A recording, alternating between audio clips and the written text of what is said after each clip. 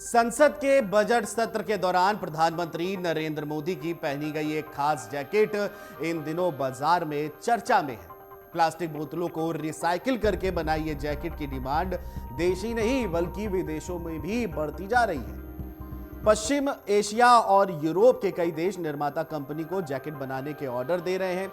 हाल ही में प्रधानमंत्री मोदी G7 शिखर सम्मेलन में ऐसी ही एक खास जैकेट पहन चुके हैं और इस जैकेट को भी प्लास्टिक की बोतलों को रिसाइकिल कर तैयार किया गया था। बता दें कि तमिलनाडु के कपड़ा राजधानी कहे जाने वाले करूर शहर की कंपनी श्री रेंगा पॉलीमर्स और fashion brand eco line clothing ने प्रधानमंत्री मोदी के लिए इस खास जैकेट को तैयार किया है। श्री रेंगा पॉलीमर्स पेट बोतलों को रिसाइकिल कर वस्त्रों का निर्माण करती है।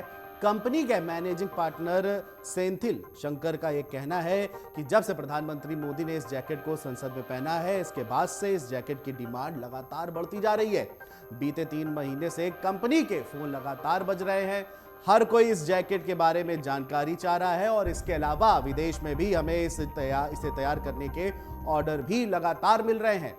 इस एक जैकेट को बनाने के लिए लगभग 20 से 28 बोतलों का इस्तेमाल किया जाता है, जिसकी रिटेल सेल जो है वो 2000 रुपए तक होती है। अब आपको बताते हैं आगे इस जैकेट की डिमांड के बारे में। बढ़ती डिमांड और मांग के चलते श्रीरेंगा पॉलीमर्स अपनी क्षमता से 2 गुना काम करने के लिए तैयार है और इसके तहत रोजाना 15 लाख PET बोतलों से लेकर 45 लाख बोतलों की रिसाइकलिंग करनी होगी। आने वाले 5 सालों में कंपनी इस उद्योग में करीब 250 करोड़ का निवेश करने की संभावना जता रही है और इसमें 100 करोड़ रुपए देश में इस तरह की अन्य इकाइयों के विस्तार के लिए होंगे, जबकि 150 करोड़ रुपए मार्केटिंग पर खर्च किए जाएंगे।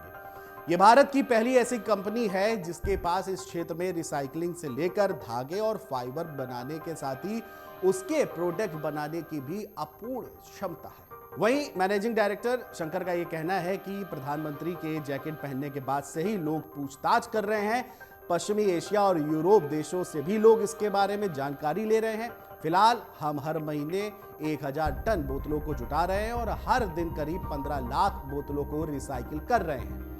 कुछ सालों में ये प्रतिमाह 3000 टन और 45 लाख बोतल हो जाएगी। फिलहाल हम केवल ऑनलाइन व्यवसाय कर रहे हैं और बढ़ती डिमांड के चलते कंपनी ने दिल्ली, बेंगलुरु, चेन्नई, मुंबई और अमेरिका में एक गोदाम भी खोला है। बता दें कि पेट बोतल को जब लोग उपयोग कर फेंक देते हैं तो कूड़ा बिनने वाले उन्हें उठाकर बाजार में सप्लायर या कबाड़ी तक पहुंचाते हैं। सप्लायर जिसे कंप्रेस कर देते हैं और इन बोतलों के रैपर्स और कैप आदि हटा दिए जाते हैं। फिर इनको क्रश किया जाता है और क्रश करने के बाद इनको सुखाया और फिर पिघलाया जाता है और फिर इनके फाइबर्स को रिसाइकिल किया जाता है और इसके बाद प्रोसेसिंग कर इनको पॉलिस्टर फाइबर में बदला जाता है।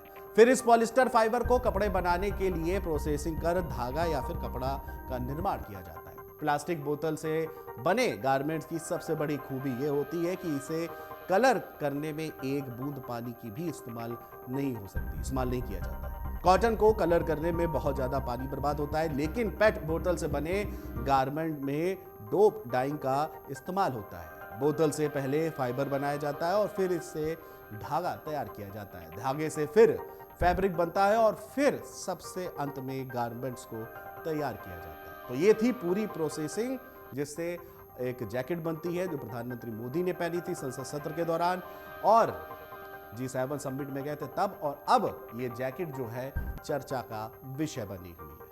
मन से उजाला कर चले, मन से उजाला कर चले, एक